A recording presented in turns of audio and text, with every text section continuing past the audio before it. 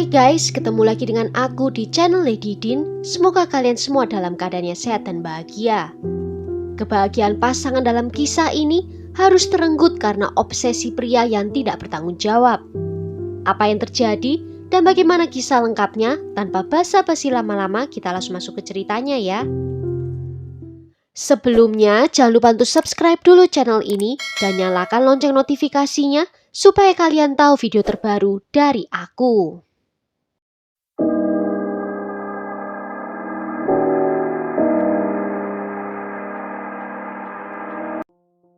Susan Michelle atau yang biasa dikenal dengan Missy lahir pada tanggal 24 Juli 1962 di Pennsylvania, Amerika Serikat.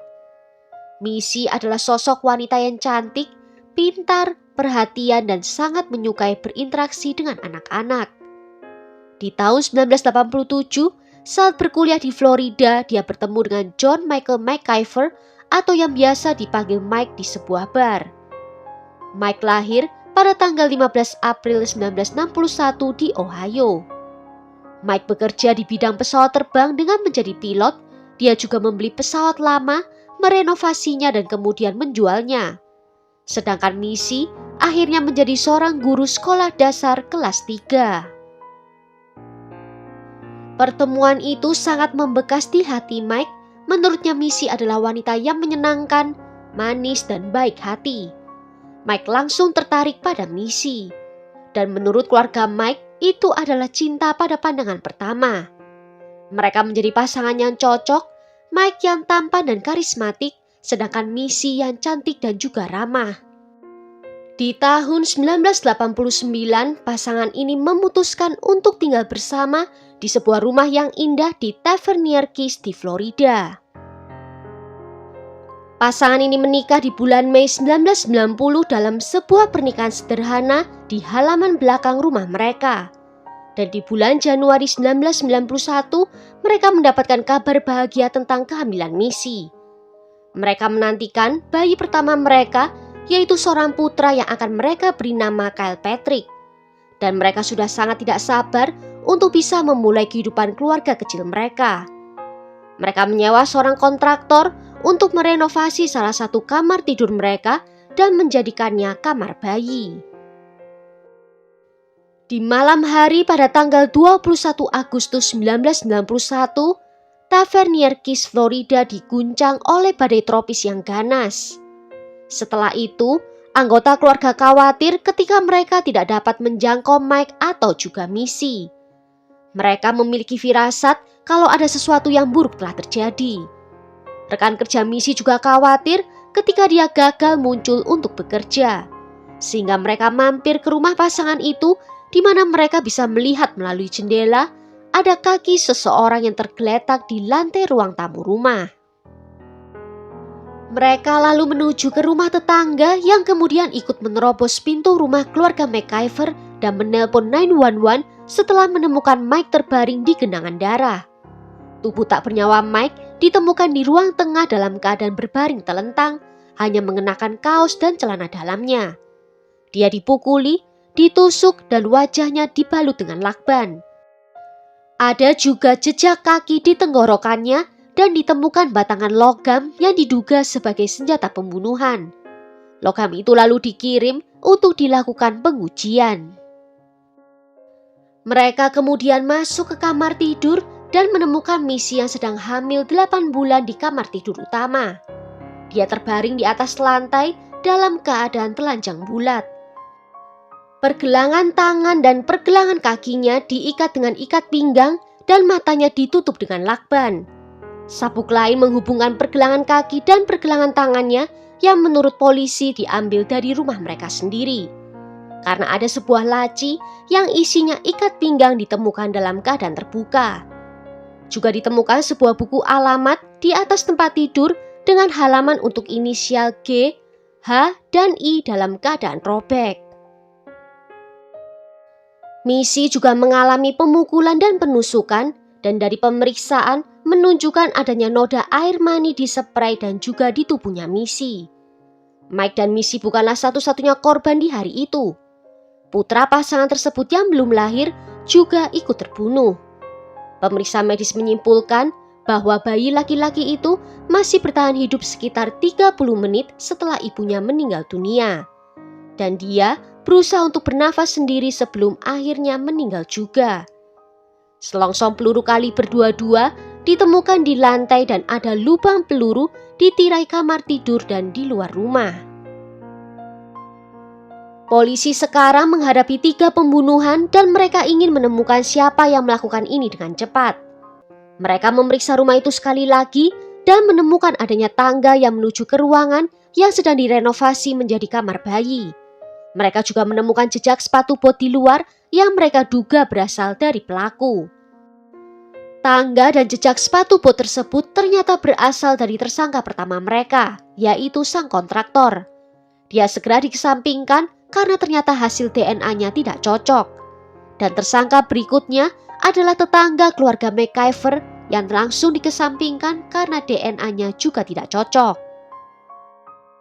Sebuah petunjuk datang dari seseorang yang mengenal Missy, yaitu mantan dokter giginya. Dia menelpon polisi dan mengatakan kalau mantan suami Missy merasa cemburu karena dia menikah lagi. Mantan suami Missy dibawa untuk diinterogasi dan dia mengaku telah melihat berita pembunuhan itu dan juga mengetahui bahwa Missy sedang mengandung. Namun dia mengatakan kalau dirinya berada di Miami bersama dengan teman-temannya dengan jarak lebih dari 2 jam perjalanan. Alibinya bisa dikonfirmasi dan DNA-nya juga tidak cocok dengan yang di TKP. Dengan mengesampingkan ketiga tersangka, polisi kembali ke awal penyelidikan. Ada satu informasi baru yang masuk dari seorang pria yang terlibat penyelundupan narkoba. Dia mengatakan bahwa ada orang yang ingin membeli pesawat dari Mike. Keluarga Mike memang bekerja di bidang penerbangan dan Mike terobsesi dengan pesawat dan juga untuk menerbangkannya. Polisi kemudian melakukan perjalanan ke Belize, tempat asal dari orang yang membeli pesawat itu. Namun ternyata hasilnya buntu karena pemberi informasi ini hanya mengarang semuanya untuk menghindari hukuman penjara. Polisi kemudian mendapatkan informasi dari adiknya Mike. Dia bilang kalau dia telah berbicara dengan Missy beberapa hari sebelum pembunuhan terjadi. Missy memberitahunya bahwa dia pernah dilecehkan oleh seorang pria yang bekerja di pompa bensin terdekat. Pria itu sudah tahu kalau Missy sudah menikah dan sedang mengandung, tetapi dia tidak menerima jawaban tidak. Adik Mike tahu siapa pria itu, namanya Thomas Overton, seorang yang dikenal sebagai pencuri di area itu. Thomas bekerja di pom bensin Amoco yang berjarak hanya beberapa menit dari rumah keluarga McIver. Thomas pernah menjadi tersangka pembunuhan setahun sebelum keluarga McIver dibunuh.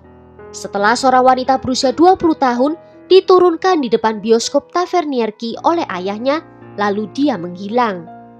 Thomas bekerja di teater pada saat itu dan wanita itu sebelumnya pernah memberitahu ayahnya bahwa Thomas membuatnya merasa gugup. Wanita itu kemudian ditemukan tewas di hutan, tetapi Thomas membantah telah membunuhnya dan polisi tidak punya bukti untuk menghubungkan dia dengan kejahatan tersebut. Pada bulan April 1993, pihak berwenang menginterogasi Thomas yang menyangkal kalau dia telah membunuh pasangan McIver, dan dia juga menolak untuk memberikan sampel DNA-nya. Selama bertahun-tahun mereka sering bersinggungan dengan Thomas. Dia pernah ditangkap karena masuk tanpa izin di kuburan pada malam hari dengan tas olahraga yang berisi peralatan perampokan. Dan di lain waktu, seorang petugas patroli melihatnya mengendarai sepeda sendirian di malam hari. Dan 15 menit kemudian, seorang wanita melaporkan kalau ada penyusup ke dalam rumahnya. Di cermin wanita itu ada tulisan dengan lipstik yang bunyinya untuk menyuruhnya memelihara anjing atau memasang alarm. Karena lain kali dia tidak akan seberuntung sekarang. Thomas baru ditangkap pada tahun 1996 ketika ada informasi dari seseorang yang dekat dengan Thomas dan dia memberitahu kalau Thomas akan merampok sebuah rumah. Thomas ditangkap di rumah itu sebelum dia sempat masuk ke dalam rumah dan melakukan aksinya. Thomas diinterogasi oleh polisi di penjara dan dia tetap menolak untuk memberikan DNA-nya. Tetapi polisi mendapatkan kesempatan setelah Thomas meminta pisau cukur dan melukai dirinya sendiri. Thomas sebenarnya berencana untuk melarikan diri saat dibawa ke rumah sakit. Namun, petugas medis justru didatangkan dan rencananya itu gagal. Yang lebih parah lagi, dia meninggalkan banyak darah di lantai penjara dan tanpa sadar telah menyerahkan sampel DNA yang dicari oleh polisi selama ini. Dan ternyata setelah diperiksa, hasilnya cocok dengan air mani yang ditemukan di tubuhnya Missy. Polisi ingin menanyanya lebih lanjut dan mereka memutuskan untuk mencoba membuat Thomas mengaku dengan menunjukkan kepadanya foto-foto TKP. Dia diperlihatkan gambar rumah MacIver dan ditanya apakah dia pernah merampoknya. Thomas menjawab tidak. Dia kemudian diperlihatkan foto Mike dan Missy dan ditanya apakah dia mengenal mereka. Thomas menjawab kalau Missy tampak familiar. Bukti DNA itu dihadirkan dalam persidangan Thomas, selain keterangan dari 2 orang saksi. Saksi pertama yang dipanggil bersaksi bahwa Thomas mengaku kepadanya bahwa dia telah melakukan perampokan di lingkungan mewah di Florida. Thomas menceritakan di rumah itu dia berkelahi dengan seorang wanita yang melompat ke arah punggungnya. Dia juga menyatakan bahwa dia juga berkelahi dengan orang lain di rumah tersebut. Thomas juga memberitahu hal yang dia lakukan untuk menjaga keamanan, seperti memotong kabel telepon di rumah, memakai sarung tangan, membawa perlengkapan seperti pistol, pisau, sarung tangan, dan penyamaran. Dia juga memberitahu bahwa waktu terbaik untuk membobol rumah adalah saat listrik padam atau terjadi badai. Saksi kedua juga menceritakan kalau pada malam itu Thomas pergi ke rumah keluarga MacIver. Dia berpakaian serba hitam dengan topeng dan juga sarung tangan. Dia lalu memotong kabel telepon dan kemudian menyandarkan tangga ke arah balkon. Gerakan ini menimbulkan kebisingan dan kemudian lampu di dalam rumah menyala. Thomas harus menunggu 20 menit sebelum dia bisa memasuki rumah. Dan dia kemudian menaiki tangga dan ketika sampai di area balkon, membuka pintu kaca geser di kamar tidur tamu dan memasuki area rumah. Thomas lalu mendengar suara dan dia melihat Mike berjalan ke area dapur dan membuka lemari es. Thomas mendatangi Mike dari belakang dan memukul kepalanya dengan pipa dan meninjunya hingga pingsan. Tiba-tiba Missy keluar dari kamar tidur, membuat Thomas kemudian mengejarnya kembali ke kamar tidur utama. Thomas mengikatnya dengan barang-barang yang dia temukan di dalam kamar dan melecehkan Missy dan kemudian mencekiknya. Saat melakukan itu semua, Thomas menyatakan bahwa dia melihat adanya gerakan di perut Missy dan merasakan gerakan janin. Setelahnya, Thomas kembali ke ruang tamu dan melihat Mike dalam keadaan tersadar. Thomas kemudian menendang perut Mike dan kemudian menginjak lehernya. Thomas mengaku kalau niatnya masuk ke dalam rumah itu adalah untuk melecehkan Missy secara seksual. Di persidangan, pembela menyatakan kalau air mani di tempat tidur memang sengaja ditaruh oleh penegak hukum. Namun dalam argumen penutup, asisten kepala jaksa mengatakan kalau terdakwa membutuhkan waktu setidaknya 3 menit untuk mencekik Mike dan bahkan lebih lama lagi untuk membunuh Missy yang sedang hamil. Hal ini membuktikan kalau kejahatan ini telah direncanakan terlebih dahulu dan memang bermaksud untuk membuat korbannya tidak boleh selamat. Thomas juga mengatakan kalau dia bekerja di pompa bensin pada malam pembunuhan itu. Namun, kartu waktu kerjanya pada saat itu telah dihancurkan. Pada tahun 1999, Thomas dinyatakan bersalah atas pembunuhan Mike dan Missy serta putra mereka yang belum lahir. Dia juga dinyatakan bersalah atas pelecehan seksual dan dijatuhi hukuman mati. Setelah dia dijatuhi hukuman mati, Thomas membuat satu sikap yang mengerikan.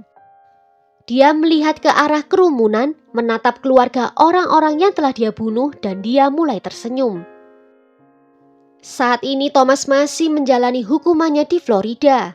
Dia mencoba untuk mengajukan banding atas hukumannya berkali-kali dan yang terakhir dia lakukan pada tahun 2012 namun selalu ditolak oleh pengadilan. Well, sampai di sini dulu cerita kali ini. Bagaimana menurut kalian tentang kasus ini? Tulis ya pendapat kalian di kolom komentar. Akhir kata terima kasih karena sudah nonton video ini sampai akhir. Sampai jumpa di video berikutnya. Ciao!